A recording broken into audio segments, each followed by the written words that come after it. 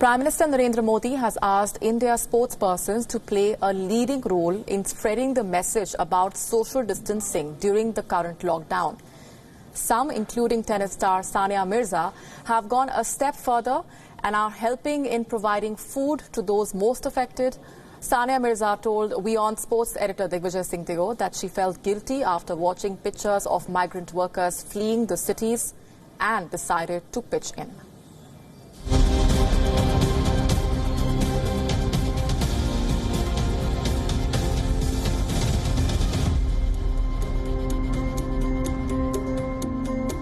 My guest today needs no introduction. You can see her on your screens.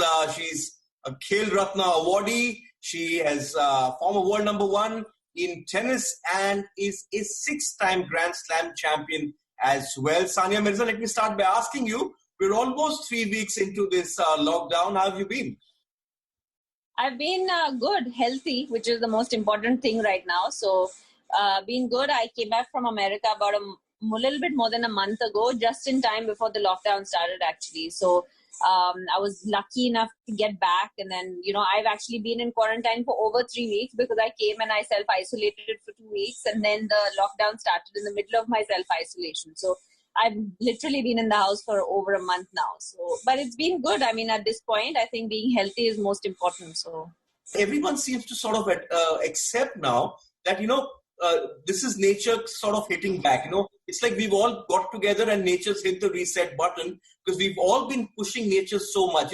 Also like going out for a walk has become a luxury, it's really become as basic as that. And I think that we did take everything for granted. And I really think that this is really an eye-opener in terms of the amount of hate that was going on in the world. I think this has really put everything in perspective, knowing that if you don't have health, there's really no point in hating someone, because really, if you're not going to live, it's really irrelevant, everything else. So I think there was so much of sort of animosity and everything is sort of gone away. And all of a sudden, everybody's just bothered about being healthy, staying home, and we're all fighting this as a united unit. And I think that that's what humanity is really about. And that's how I see it. And I do think that at some level, now that you have a month, I've been in the house, I do think that at some level, maybe as human beings, we had forgotten to be human on some levels. And I think that maybe we needed this. We needed sort of, a higher power. We needed God to tell us, listen, guys, you guys are losing it. Like, you really need to sort of reset, like you said. What you've been doing is excellent. You've been providing food along with your family. You have all got together. This is, more than 1 lakh people you all have been feeding over the last so many days. Just tell us a bit more about that and how that came about. Yeah, we do a lot of work with a lot of underprivileged people throughout the year. And obviously, it's not something that I like to talk about so much. And it's just something that I don't do. But this crisis is too large for a single individual to do certain things, which is why I needed to come out and sort of, ask for support and stuff. And, when it was a few common friends of mine in Hyderabad that were tied up with this NGO. And when we saw, it was actually one of Anam's best friends.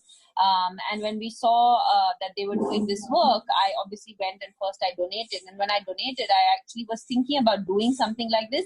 But on an individual level, like I said, it's a lot harder to do it. Like when because you need a lot of things to go into place, permissions. There's so many things when you're getting into feeding lakhs of people.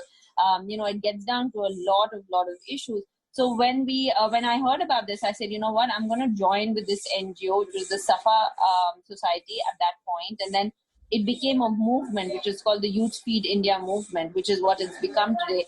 And, we stand at, till last week, we had made about 1.25 crores of charity that had come in.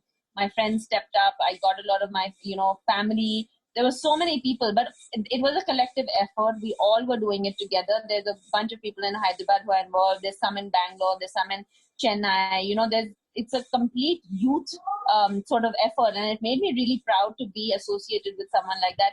We've almost come up to 2.5 crores. We've raised about 2.5 crores in a couple of weeks. And imagine the amount of families and the people that we are feeding. I mean, it's amazing. Really, it's amazing. But the problem is that no matter what you do is less today.